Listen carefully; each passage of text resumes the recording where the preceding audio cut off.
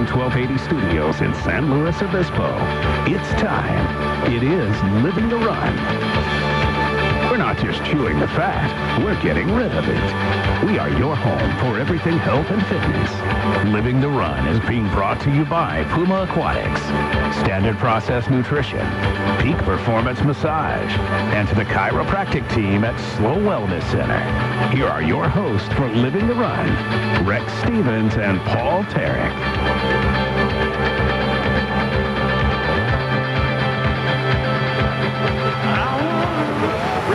2013, a great year to live the run. Back in studio, first show. We talk everything health and fitness. Great show, big energy in the ESPN studio right now. Guys are hanging out that just ran the last show. Dave Alice, Mike Waz. We got CJ Silason. But most importantly, why does Paul look at me when I say most importantly? Most importantly, we got co-host, former Major League catcher and current scout for the Chicago Cubs, Adam Melhuse. Adam, thanks for joining us. Co-host, Paul Tarek, former Olympian. And what'd you say, Paul?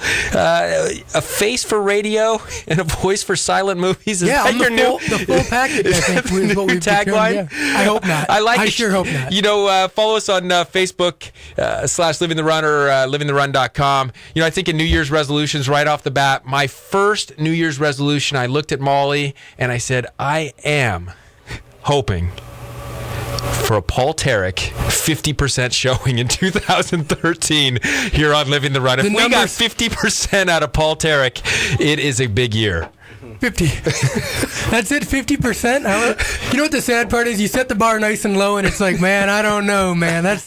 I was thinking more like 42%. Paul, you've cleared so many bars in your life, high jump bars, pole vault bars. I remember when you busted that knee right before the 2008 Olympic trials. I remember that too, actually. Yes. And Adam, I tell you this is the athlete that Paul was. He busted the left knee, right? Busted up the left knee. He finds out he's got a lateral meniscus tear. Looks like it's probably going to be a no-go. And Paul says, you know, I think there's still a possibility I can rehab well enough to run. I'll just jump off my right leg. Surely I can high jump 6 foot. I can get off that long jump. I'll get over 20 feet. Remarkable stuff. I wouldn't call it remarkable as much as like just grasping it. And, you know, when you're drowning in the ocean, a piece of seaweed will help, you know? You will grab anything. Well, that's still pretty impressive, though. I mean, I assume that you were a left foot takeoff. Wow. Yep. And then go to right foot. That's pretty. Never done a high jump in my life, but I enjoy watching that in the Olympics and just trying to fathom. I was a left foot jumper in basketball, totally different, but right foot, you'd look at me and go, man, this guy, he never played a day of basketball in his life. Look at him jumping off his right foot. So I know how tough that is. Well, it's one of the great things, we talk about in health and fitness, and we talked about it last year, and I hope 2013 we can hit more with different clinicians and so forth, is that idea of getting symmetry in the body and therefore potentially eliminating injuries. I think basketball is one of the classic ones where we talk about going and shooting a basic layup, and so many people go, well, I can shoot the right-handed layup better, and they focus on the right hand. But really, it's a coordination of the feet that's a big problem. People just simply can't get that takeoff right. Waz would be able to talk about it routinely, I'm sure, in some of the kids he sees, is that getting to be able to launch off of that right leg is more of a problem sometimes than being able to even shoot it with the left hand. Well, there's a lot of stuff we did in training. You'd see a guy that gets injured. Sometimes you get somebody with a hamstring issue or a quad issue, and they can't run, they can't do certain things, but they're doing strengthening things on the other side. They get that bilateral transfer, and when they come back, they're actually not quite as weak as they could have been had they just sat there and done nothing and let their leg just atrophy. Yeah, how much of that stuff did you guys do, Adam, in the hitting world, where of course we got a dominance there, we got a dominance in the throwing world? How much that kind of stuff were you guys doing bilaterally, not necessarily all for performance, but to keep the health and longevity of you during a long season? Yeah, I mean, fortunately for me, I was I hit both left-handed and right-handed, and that started at age 12. So, that's what probably kept me in the game as long as I got to play. But, and now talking from a symmetry point of view, even now when I go out and play golf, I try to, before we start, take some swings left-handed and use that switch hitting ability to at least just loosen up from both sides. And I know when I don't play around the golf and afterwards, I can totally feel the one side locking and different things happening. So it's interesting, and we had, I guess, was it Dr. Hall? Is that right? Yeah, Mike Hall at Dallas, Texas. Yeah, that was a fascinating interview, and just talking about all that stuff, and him to go down the whole list of if this is out of whack, this is out of whack, then this, then that, just the whole chain reaction. And I was getting pretty nervous in my seat over here because I know I was breaking down several of those points. Well, it's great. Next week we got Spencer Dennis coming in. I don't know if you guys know him, but Spencer Dennis, excellent golf coach. I think was golf pro for a while, and a guy that has worked with a lot of great athletes around here. I know he worked with Cal Poly for a while. He worked with Sophie for a while, female professional golfer there from Berkeley and from Sweden, I believe. But he's a great guy. Maybe we can talk a little bit about that, how he takes some of his young kids and begins to bring them through so they don't get those repetitive stress type injuries. Paul, maybe you had a little bit more of an advantage possibly in the decathlon world. I mean, what did you see from an injury perspective for yourself when you were strictly a pole vaulter? I was going to say one a day in the decathlon world. That was kind of the average. Yeah. Pole vaulting versus decathlete type of training. You were injured. I think you were a little more beat down, I guess, in the decathlon world, because you were doing the volume of training was so much more. But as far as pole vaulters go, you would always see guys that were vaulters, out for longer periods because their injuries tended to be, more point specific, and a little more serious than like you said, say the decathlete. Because that's one of the things, at least that we did, was we would always throw shot and disc, just practicing right-handed normal, but we'd always get maybe 3 to 5 throws in left-handed, just kind of thinking about it before we did anything else. And I think what it did is it made you really think about what you were doing and what you were activating and what you were moving at the at what time, so that when you started throwing with the proper hand, that a lot of times you just get into doing things naturally. I'm sure in baseball it was, you never really thought about throwing anything. You just threw. That's just what you did. It was like a second nature thing. With the track and field events, it was like every inch was, super important. So you really had to focus on what you were doing to try to get that every last bit of performance out of it. So, yeah, I think by going left-handed, we would do, when I tried to high jump off my right leg, that wasn't the first time.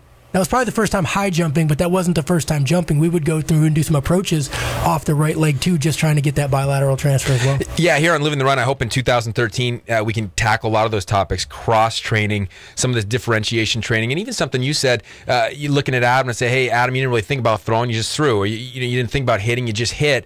And I saw a lady here towards the end of the evening tonight in the clinic who's coming back from a knee injury, and that was kind of one of our topics of discussion. She used to be a big skier. Getting back on and just letting it ski, letting the legs go, letting the hips go, and not overthinking things, and just letting the body do what it naturally wants to do, or what that mind is asking it to do as you go forward. Tough thing to do coming off injury. Oh, totally. And I was just going to say that, when you got, on a much smaller scale now, as working out, and you feel little, aches and pains and little stuff here and there, and from always throwing with my left foot being forward on my stride and land foot and right-handed thrower, that hip and stuff issue from that impact, and just trying to work out now with different movements and stuff, and that being kind of locked up and jammed up where the other side isn't. It's just like you try not to think about it, but that something's there, something's just not letting me, it doesn't feel right, and you're like, okay, next workout, if it just gets injured even that much more, okay, fine, but I'm just going to go for it. And you try and go for it, and you're like, I can't do it. It's just something is there, So I'm actually struggling with that right now, just trying to go, okay, you know what? I'm not saying if I blow out, I blow out. I'm not going that crazy, but it's like, hey, you know what? If there's a little tweak, there's a little tweak. I don't have a career riding on my health right now. I just got the kids to as long as I can pick them up, then I'm healthy enough. But, I want to kind of bust through some of these things, because I think I'm at a point now where some of those little things, back, hip stuff is like, okay, it's good enough, so let's just go for it. Yeah, let her rip it, if you will. I think talking about a couple of people that let it rip in just a few moments, we're going to have a couple guests that we've had before. First, and you know her, Paul. In fact, we exchanged a few text messages back and forth, and they were rarely about us. They were more about you, but we can get to that a little later. But Kacie Fisher, I think she goes by Kacie Fisher Cleveland, rollerbladed across the country, fastest person to do that earlier this year, participated with Kristin Frey, as well as two guys in Chicago, I believe, to do that stair climbing. 24 hours of stair climbing. We're going to have both of them on the phone at the same time, which should be kind of fun in about 10 minutes. But now, and we're going to continue on in this, and Paul, what'd you say we had in front of us, or what'd you say I handed to Adam? What? A delicious treat. It looks like a delicious treat. Delicious treat. Yeah, you're going to be on her side for the last 3-4 months. Thrilling part of this show and exciting part of this show. We've talked to Virginia Merrim of Vert Foods, and one of the big topics that we wanted to hit starting off this year, Virginia, and even thinking about these guys going for 24 hours, obviously they had to fuel, is this idea of eating bars or some of these kind of short, easy foods to get down that are often packaged, but what we're finding are often toxic, full of GMOs, different artificial sweeteners, etc. It looks like you got a glass container for us. I won't tell you what Paul called them earlier, but I know he's excited to chop in. Virginia, Happy New Year. Thanks for joining us. Yeah, Happy New Year. Well, I did get a vote from my son that the shape was wrong on the bars. So you might be in agreement. But he said, I don't like this shape. He said it's weird. He doesn't like the shape. Paul seems to like the shape quite well. He likes the length, too. Good. The width, it's all good. So I've gotten a lot of interesting emails as the new year came around, and some of that was actually a little bit more pessimistic than I thought. People felt challenged now that all these conversations about wellness and toxicity, GMOs, and it was almost as if Pandora's box had been open. And they were like, I don't even know what to do anymore. I used to eat this bar, and I won't name them, and this bar, and now I found out all this horrible stuff. I had no idea that they're filled with chemicals. Some of them have MSG in them. What do I do? This is how I sustain myself at the gym. And this was an interesting challenge because people want that convenience of a bar, especially when they're working out or they're doing some really intense activity. How do you make that and still maintain the health of the bar? So I had a lot of fun experimenting in the kitchen using nuts and seeds and fruit, coconut oil, and have you guys tasted it yet? Yeah, I'm going to guess there's a sunflower seeds and flax seeds in here. There are no flax seeds. There are actually poppy seeds in there. But I don't do the flax seeds because it's harder for your body to break down the flax seeds. But it is poppy seeds, sunflower seeds, pecans, almonds, hazelnuts. There's a lot of protein in that bar. There's some dried currants. There's some dates.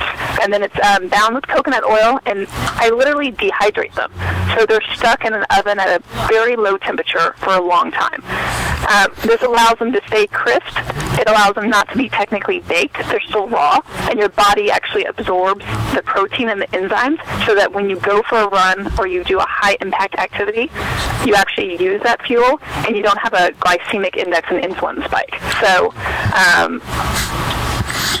This is a brilliant bar. Yep. Adam looks, he just, again, amazed by what he's hearing. Incredible stuff. And I don't know why, we can't all be pulling a rack of these out of our oven each and every morning. I mean, it seems very easy to put together. It doesn't seem like it takes too long. And I was going to ask you the cost on it. I could make 4 dozen of those for about $13. And if you really have to have something, I hear people they just love tearing it out of the package, wrap it in some saran wrap. I don't know. I mean, if you really have to tear open a package because that makes you happy, there are other ways to do it. We have mental health professionals if you really need to take it out of cellophane. Exactly. I want to eat it, but it doesn't come in a package. Yeah. It's not shiny. Yeah, there's no numbers on it. Exactly. Yeah, Virginia, I have a question for you, and this is kind of the big question I'm sure that everybody has is, you always make this wonderful stuff. For the mere mortal person in the kitchen, okay, not, somebody at novice skill level, what would it take, how long would it take to make something like this? And how would they go, I mean, it would take forever to chop these nuts up if you try to do it by hand. How do you do it? Kind of walk us through the process if you don't mind sharing your trade secret here. Yeah, so not at all. I love sharing them. That means other people are going to empower themselves. So there's a couple different methods. If you don't want to chop your nuts, you can mill them. so you can have a hand mill or even a coffee grinder. So coffee grinder, a Cuisinart, so a processor. I just don't overdo it. So you don't want to process. The idea is to have less processing. So a quick chop or two, it doesn't need, you can make those even chunkier. All it is a bowl, those chopped ingredients, and the wet ingredients mixed together. That's it. And then if you have kids, it's like the best project ever. It's like Play-Doh. They'll put them into shapes and mold them. The molding's probably the hardest activity. Once you do that, you put them on a pan and you stick them in the oven and you walk away for about an hour and a half. So I'd say that even for the mere mortals and those that aren't as fascinated by this process as me, it's nothing. And it's so much, I mean, the worth in it, and to know that what you're actually giving your body is going to increase its nourishment level and it tastes good. I mean, I hand those to my kids without even thinking. I'm not like, oh, should they have this? Is it going to, I want them to eat it. Hey, before you go, how about a name? You know, everybody wants the package, but how about a name? We got a clever name for these bars? That's a good one. I hadn't even thought of that. I think it's a shape through me, so it's going to be a log something. But Well, yeah, we didn't want to leave it up to Paul to do this.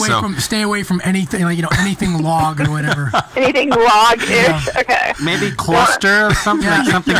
Cluster. Just change the shape a little bit. Yeah, something. Hey, as always, these are brilliant bars. Something people should be able to use as a solution. We'll throw these up on the internet so people, if they would like to start making their own. It got 48 bars for $13. It's a huge difference in cost of what you see when you go to these, whatever the store might be that's selling these things. Great stuff, nutrient dense. Thanks so much as always, Virginia. Look forward to 2013 with you. Yeah, and send me more questions. Tell your listeners if they've got more, they've got a challenge, send it my way. I'll see what I can do. Fantastic. Thank you.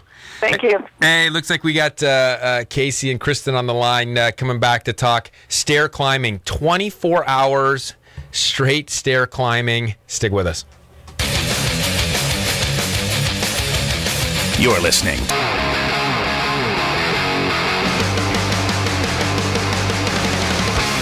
We're back with Living the Run. Welcome back to Living the Run. Don't forget about this event. We talked about it a couple weeks ago, Thursday, January 17th.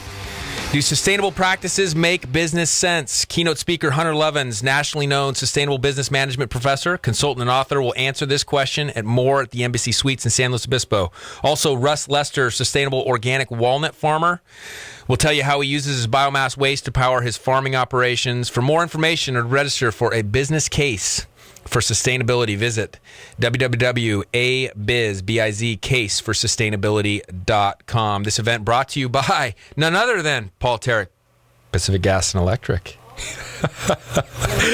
Paul gives the heads up, the okay on that. We are excited to be joined now by, when it comes down to this, guys, you start to think about how do you come up with what to do and what might sound like fun.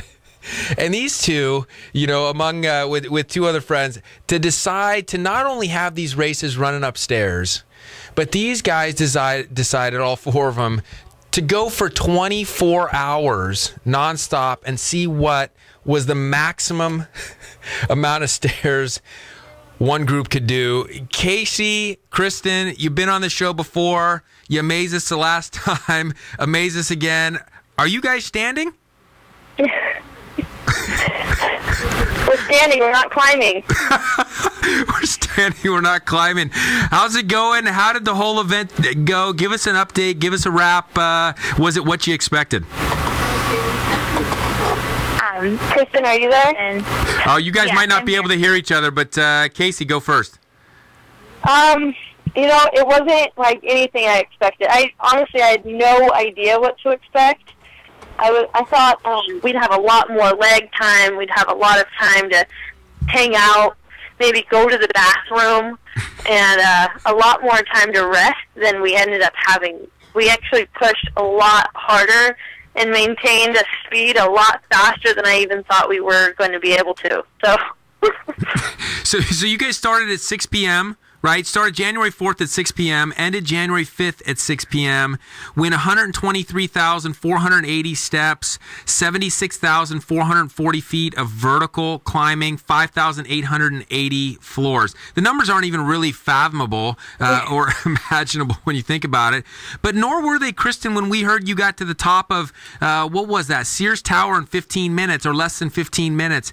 Talk to us about your feeling on this and the difference of the approach between saying, hey, who gets to the top fastest versus knowing you're going to the top and having to come back down and do it again. Yeah, a few weeks before this, I had done some more endurance climbs, trying to train my body and my mind to get ready for having to go for so long. So I did a few workouts that were between 2 and 3 hours, and I would kind of take some breaks and tried a few different things as far as refueling went, and both those workouts went really well, but I had no idea what to expect over the course of 24 hours. Like Kacie said, this was something none of us had done before. I didn't know how my body would react, if it would be sleep deprived, if, my muscles would just want to give up, but I knew that mentally, it had to be the strongest that I could be, and I knew that 3 other people were depending on me, and I couldn't let them down, and that was one of the biggest things, because when I started getting just sleep deprived, during my rest, it was just, so hard. I really wanted to just lay down and take a nap, and, sometimes it was like the thought of having to go back in there was kind of dreadful, but as soon as I'd get up and start warming up and actually hit the stairwell, I'd feel really good, and I was able to crank out another 2 to 3 times up the building, feeling pretty good, and it was just knowing that I would get that rest period, however short it was, that, really helped me to push myself while I was actually climbing. And I think pretty much almost all of us hit some of our fastest times during those last few hours, because we were really just giving it our all and, pushing as hard as we could so we could set this record and, inspire other people to take the stairs and be active and be healthy. Yeah, first off, congratulations. Kacie, I have a question, though, and this is, just the sheer magnitude of 24 hours up and down stairs has got to be, is hard to comprehend on its own, and that's got to be its own challenge. Talk about near the end as you're getting tired. I mean, I have to think that going down the stairs, is a part that a lot of people don't think about. That's got to be difficult when you're tired and your quads are locking up and you're trying to walk downstairs. I mean, there's got to be like a danger, aspect to that. Well, it is very dangerous, and it would be very hard, which is exactly why we took the elevator down. We climbed up, so the record we were trying to set, the record we set was vertical feet climbed in a building. So the rules are we just have to climb up, take the elevator down. Oh, nice. Because I got to be honest. I was like totally. I thought you guys were going to eat it. Honestly, like 24 hours. If you guys had to walk downstairs too, I honestly thought somebody was going to get hurt. No, even going down the building one time, you're going to be sore for a couple days.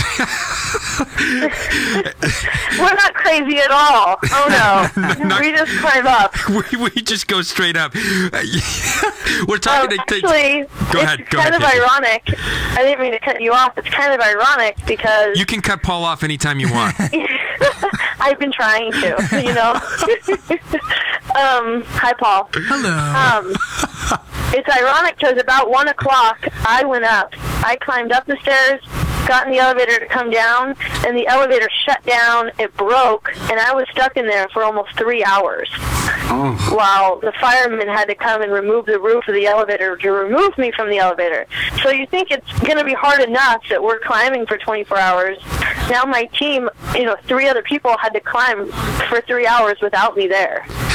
What was worse, the claustrophobia of being in an elevator, not know if you could get out, or just run? I got to think running up the stairs was far less painful. You know, being in an elevator actually reminded me that I'm lucky I can climb the stairs. So if there's one thing that's worse than climbing stairs for 24 hours, it's sitting in an elevator for 3. You're right. It was pretty convenient that it was like 5-6 hours into this, you know. Oh, my elevator broke. Sorry, guys.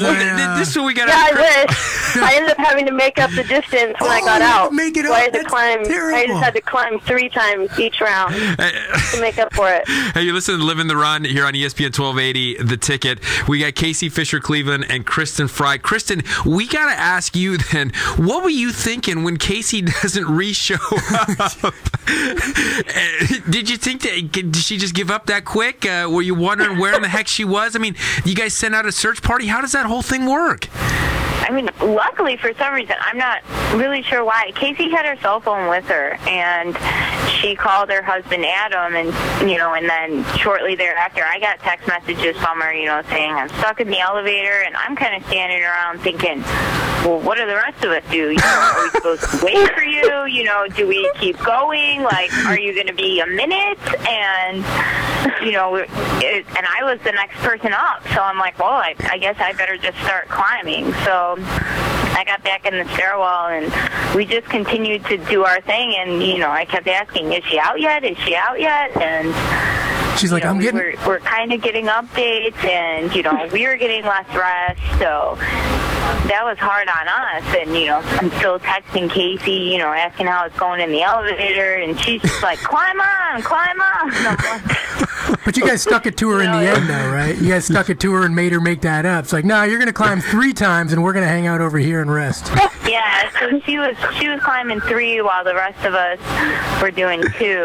So, then she was getting less rest and having to do a little bit more to catch up. But, it all evened out in the end. Hey, with the amount of those climbs, let the listeners know, what does that mean when you say you're going 2 climbs or 3 climbs, and then you get to rest? What do those time frames look like when you're talking about those stairs? Well, it's a 42-story building, and we started at floor 9 because it was an empty floor where we could rest. We had floor 9 to 42, and there's no 13th floor for luck reasons, and so there's only 32 floors that we climbed at a time. And to give us more rest, each climber we started out climbing 3 rounds.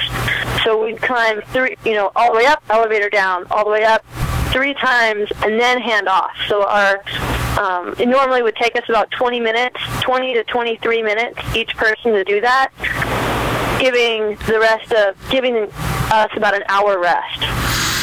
Yeah, so hour rest, and then you hit virtually 100 flights of stairs, yeah. and then an hour rest, 100 flights of stairs. We did that for about 8 hours, and then we switched to doing two times each person, 64 flights, and then switching. And then the last couple hours, I think it was the last 3 hours, we did 1 time each, and we were just going as hard as we possibly could. Listeners, think about that when you walk into your building and you work on the 2nd floor, and you get on the elevator, and because it's like, oh, the stairs they're hard and they're over there. Just 100. I don't know anybody that does that. Yeah. Well, it's an amazing thing because where our office is on the 3rd floor, and we get a lot of complaints when the elevator does go down.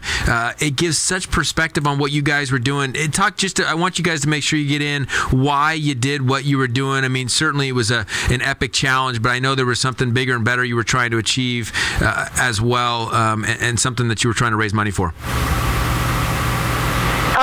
We're raising money for the American Lung Association, who puts on most of the Fight for Air climbs all around the country. But we're raising money for the American Lung Association out of Jacksonville, Florida, on this climb, and just raising awareness and fitness and for the sport of stair climbing. Trying to let people know, yes, people actually do this on purpose. That's what they used to ask Paul about with a pole vault, too. People actually participate in this sport on purpose. Yes. This isn't an accident. I'm actually trying to do what I'm doing here. Hey, I'll ask you first, Kristin, what's next in 2013 for you? I know, what'd you end up finishing? You finished 2nd? Did you finish 2nd in the rankings in 2012 there? Yes, I did.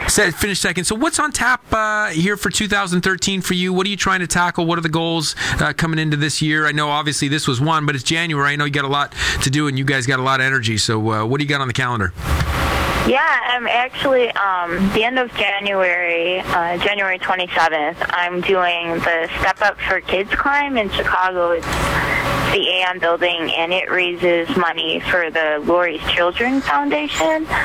So that is an awesome climb because there are tons of kids that come and do it because it raises money for a children's hospital. And kids are allowed to register for free. So it's a great event because, you know, I can finish and then I can go back down and climb again, and the stairwell is just filled, you know, with kids of, you know, all different ages, all different sizes, and they're in there, and, you know, they've set this as a goal, and it's just it's so incredible and inspirational seeing them in there and, you know, seeing the excitement on their face, you know, when they finish. And shortly thereafter, about a week and a half after that, I'm climbing the Empire State Building in New York. And then in February, I also have Hustle Up the Hancock. I pretty much have races, you know, every other week through March.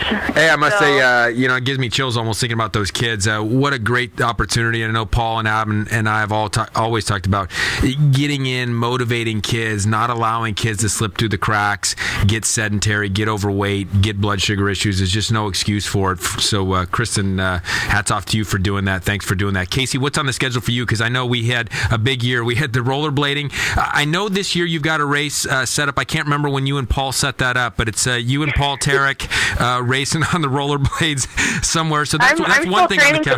Yes, yeah, you still got you got to train a little harder because I've seen Paul. It's epic. I mean, he's got his headlamp on in the evenings. You can see this guy up and down the highways. Spandex pants on. I'm raring, dude. I'm going. He's ready to roll. What do you got on the rest of the calendar, Kacie? I'm trying to get into more endurance races. Yeah, because the stuff you've been doing is really kind of short. A lot of anaerobic short stuff. Burst, We need something, you know, longer, like here to Mars, here to Mercury. I could see why you'd want to change it up. Well, what do you mean by endurance? Well, actually, once I reached Texas, I thought to myself, damn, I'm pretty good at endurance. So it took you to Texas? I'd be like, once I reach the next city, I'd be like, man, I'm feeling pretty good about my endurance levels. Santa Maria, here I come. Paul goes from San Luis to Athlon. He's feeling real good. Yeah. If I ever cross like a city or a county line, I feel like I've accomplished something in life. You're like, yeah, it took me till I got the Great Continental Divide, right? And I was like, I feel pretty well. Yeah, you just have to be in cities where they're very close together. You feel so much more accomplished. Yeah, that's what I do. I go to the four corners in the U.S. and I just run like really small circles. I'm like, 16 states today. This is obviously going nowhere. Hey, you two are nowhere good as far as Paul Tarek's concerned. Hey, stay with us online. Let us follow you because this is a blast. This is good stuff. It's so motivating to people, especially coming into January. People are looking for something to do. Just the fact that you guys go for 24 hours, and just what we were saying, get people to walk up to that second flight, get people to walk up to that third flight, get kids going, get kids motivated. You guys are a super big inspiration. I love what you do, the stuff online. You're fun to be around and fun to talk to, and keep it up and keep us informed, if you will. All right, thank you. Thanks, guys, so much. Hey, great interviews. We'll talk about it more. We got Ryan Joyner coming on from Athlon Elite 2013. Back more on Living the Run. Stick with us. You're listening to... We're back with Living the Run. Back on Living the Run. This segment brought to you by Left Coast T-Shirts. Slow's finest. For shirts, logos, anything you want to put on... Use Left Coast. You're a company. You need shirts. You run camps. You run whatever. You need mugs, hats, Left Coast T-shirts. David Whitaker, he's the guy. Dude, the Living the Run shirts we got, those things are a huge hit. And Huge they're hit. super comfy, too. Super comfy. I was talking to Dave. You know, it's kind of interesting. We were just talking about this at the break.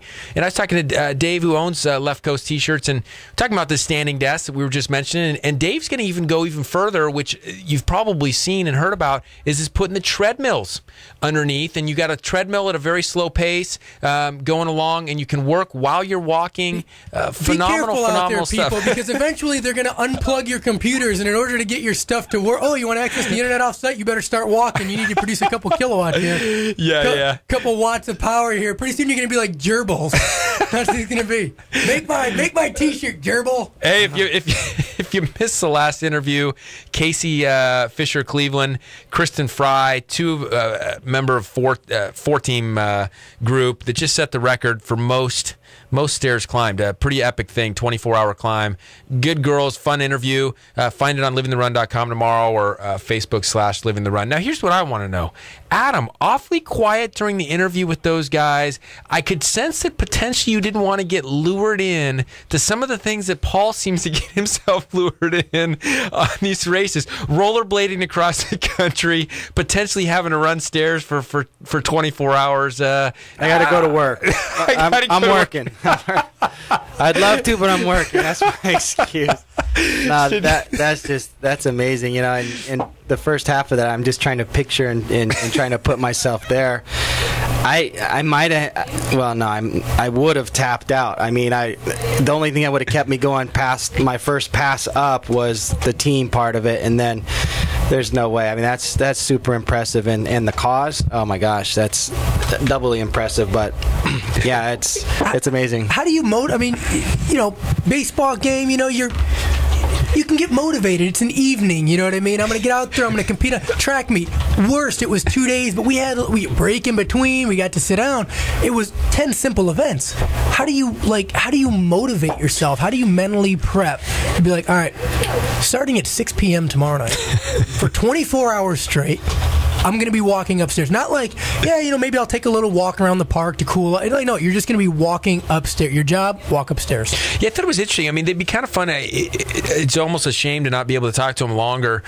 They made a couple of interesting comments. I thought one was getting back into the stairwell. You know, it's kind of like getting back into that kind of torture chamber. Kristin said, yeah. And it's that idea of needing, I mean, just think about that for a second. Running 100 flights of stairs, you start to get that hour rest about. You know, you're in there for 20 minutes. That hour has to continue to seem shorter and shorter as you go. And just that kind of mental getting up. But I think it goes to our listeners that we've talked about before. Kristin also then said, once I got going, it almost seemed like it got easier. And we say that all the time. Just get yourself out there and start moving a little bit. I know initially it's no good, but you know, Adam, I mean, that's a big thing, right? Just get yourself some sort of forward momentum, and you might be able to get off the couch and get something going. I can relate that to just the morning. I mean, it sounds funny, but you know, it's 6:30, the alarm goes off, and it's like, all right, well, maybe I'll reschedule and go to a later workout or do something, and then you know, you finally drag yourself out and you're like, oh gosh, this is a bad idea. You know, finally get a little something in you and, you know, splash some cold water. And still by the time you get to the workout, you're like, oh man, this isn't going to be a great workout. You get loose, you get going, the blood starts pumping, you have a great workout. Afterwards you go, thank goodness I went. Thank goodness I just drug myself out there. I went. Now I feel great the rest of the day. And it's just, if you reflect back to when you first got out of bed, that was the last thing you want to do. It's like, oh, let me just get 20 more minutes, you know, and you just got to get going. Yeah, one of the things that, believe it or not, I had a little bit of a sleep issue in college. My mind would always race at night, right? It's so hard to imagine.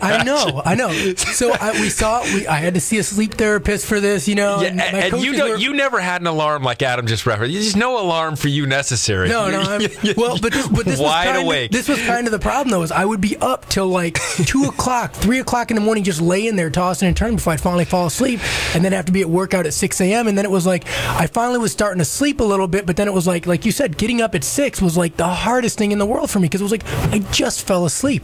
And so I kind of complained to my coaches a little bit, and one of them just kind of said, here's the deal. Nobody ever wants to wake up when their alarm goes. I mean, really, that's what we need an alarm for, to get us out of something we want to be doing. So he said, you hear the alarm, before you think about it and contemplate, he said, just kick the feet over the edge of the bed, roll off the bed, do like 2 or 3 push-ups, stretch the hamstrings out, stand up. And he's like, after you stand up, if you feel like going back to bed, go right back to bed. And kind of what you just said is, you never regret doing that workout. It's kind of funny. You get a hard workout in, you do a great job. You never go, God, that was awesome. I really wish I would have stayed in bed today. But you will always be thinking later in the morning, 10 o'clock, whatever, I did skip that workout or whatever, and you're going to be thinking, man, I should have just gotten up. And it's going to happen. And the funny part is, a lot of us, myself included sometimes, still go, yeah, I'm going to sleep in and I'm going to skip this workout, So you got to find a way to get yourself out of bed, even if it's just that, like, don't contemplate it, just make it a natural reaction. Alarm goes up, 5 push-ups, and okay, I feel pretty good. I'm going to get up now. It's so interesting. You talk about regrets, and that might be something to hit on a topic later. I still want to get Jeff Troshin here, sports psychologist, great guy and neat guy, and he's got a lot of insights on some of this stuff. But the same thing I think goes with nutrition. We get these bars in here that Virginia makes. They taste great. We know the ingredients. We know what we just put in our mouth was phenomenal. But what happens in the nutrition world, right? It's the same thing. All of a sudden, we get a little lazy. We don't put that little extra into either going to the store, preparing, organize, prepare a little bit more in the kitchen. We eat something we wish we hadn't eaten, or we skip, and you always regret, but you never regret eating something good. You put something together like this, you finish, you go, I'm so glad I consumed that because I know my body's better for it. You just don't regret that. And like you said, you never regret exercise. Yeah, you never regret the good things. But then it's funny because maybe your sports psychologist can explain it. We always go, we just go right to that. We go right to that place where it's like, God, I hate eating this. It's like skip the workout, eat crappy food, and then go, oh, it's going to be guilt this afternoon. Yeah, totally. And it's with the food part of it, you reach for something that you shouldn't be reaching for just because you wait and you procrastinate, or you didn't go to the store. And for me, it's that old saying, if it's not worth fighting for, it's not worth having. So it's like if it's not worth putting a little extra effort in, if it's not worth pass it up on the chips and the candy and that kind of stuff. I mean, seriously, for me, this bar was phenomenal. I mean, the sticking point for me is I don't think I could really make that. And I mean, now she was standing right here in front of me and showed me, and I could write down notes and yeah, okay, I could do it. So maybe I'll have my wife get online and copy the recipe. But something like that over like a Cliff Bar or something like that with sugars or whatever else. I mean, I would gobble those up all day. My son Eli, only 21 months, likes the taste of Cliff Bar. I wonder why. Yeah. Sugars, whatever else, so I could give him one of those and tell him it's a Cliff Bar. He'd think it's a Cliff Bar, and he'd wolf that thing down, And then later in life, you deal with the trust issues. Then, It's like, why would you tell me it's a Cliff Bar? He's being lured in early. I had a Cliff Bar, Dad, and they were terrible. Yeah.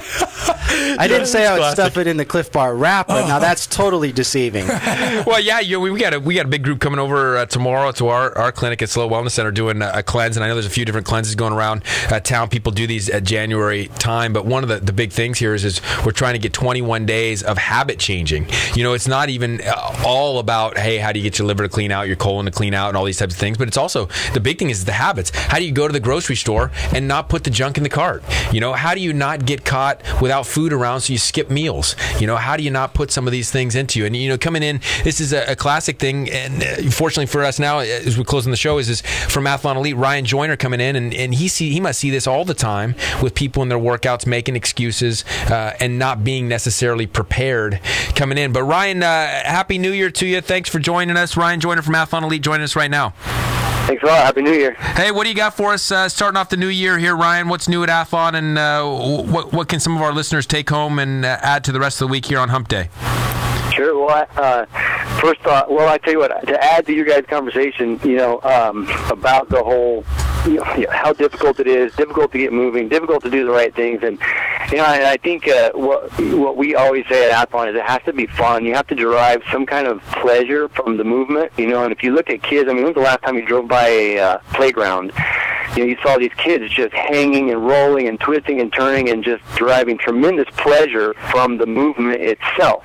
But, with modern adult lifestyle and the sitting and the lack of clarity that we start getting in our movement maps up in our brain, pretty soon movement becomes not so pleasurable and becomes a little bit painful. And so you've got to kind of slowly get that pleasure back in the movement. And, again, we've all talked about it before. The group setting is really helpful for that because you develop some camaraderie and some relationships with people, which, you derive pleasure out of. Having a good coach that motivates you and excites you, again, you're going to derive a little bit of pleasure from that. You start enjoying it. Movement's going to start feeling good again. And then pretty soon, you hate not getting out of bed and missing your workout. You actually, it's a missing piece of your life.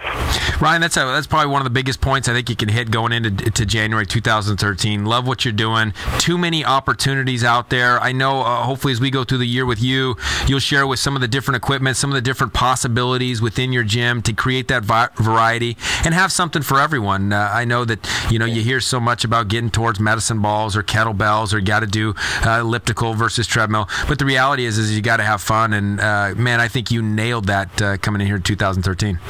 Yeah, find what works for you, and just get started, and the momentum will slowly pull you along. And, and again, the ebbs and flows of life, we always fall in and out of it, but the key is just to keep getting started. Hey, rock on, Ryan. Thanks so much for joining us. Look forward to hanging with you each week here in 2013. Thanks for supporting Living the Run.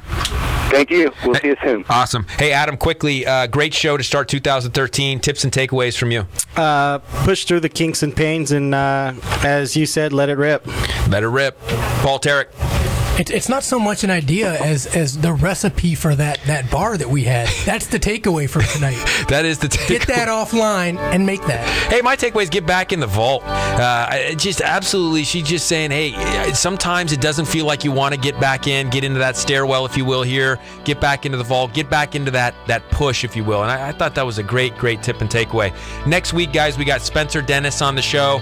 Great to be with you guys to start 2013. For Adam Melhuse, Paul Tarek, Max Woodcock, I'm Rex Stevens saying live healthy, live bold, come live the run.